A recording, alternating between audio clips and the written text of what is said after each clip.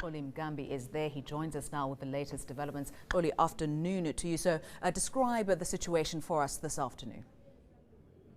Well, Nigewa, I can tell you at the moment, I think, as you can see, the situation in the Refilwe township is calm at the moment. But earlier today, the police were seen escorting the Pakistani shop owners out of the township, as of course they were being threatened by residents who were angry over the death of this 10-year-old boy. Now, just a quick correction, Nigewa, the 10-year-old boy actually died last night, not last week. He died last night as a result of the injuries, we understand. Behind me, I'm sure you will be able to see the municipal rubbish bins. There's those big bins that have been dragged into the street. There's a lot of debris. Behind those bins are the 2 cars that have been burnt out by the residents. And so at the moment, the situation is calm, but the residents are saying that if any foreign national is spotted in this township this evening, then all hell will break loose. And what have police said? Do they seem to have the situation under control, Cullinan?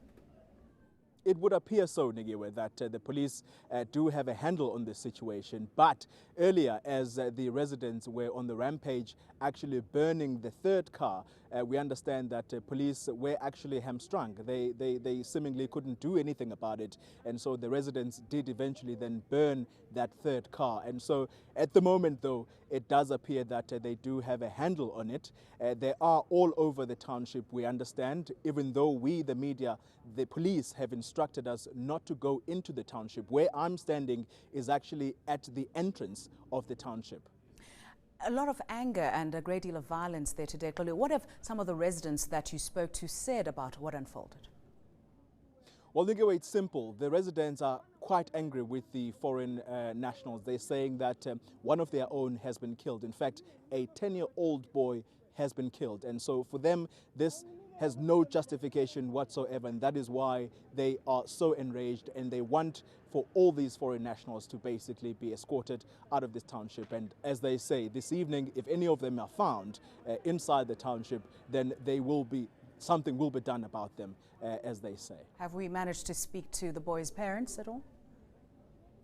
Nigewa, we did attempt, my colleague earlier did attempt to go into the house of the 10-year-old boy, but what we found basically was an empty home.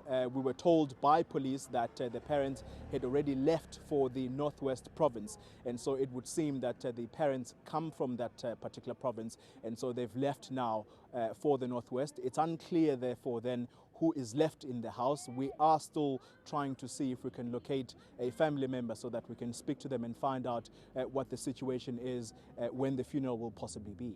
And we understand, Cullinan, that 4 people have been arrested for public violence. When might they appear in court?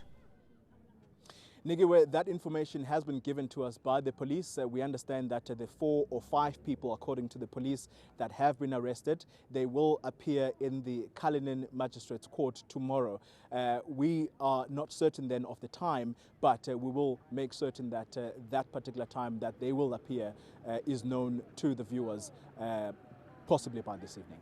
ENCA reporter Cullinan with the latest from Cullinan. Know more about your world. ENCA.com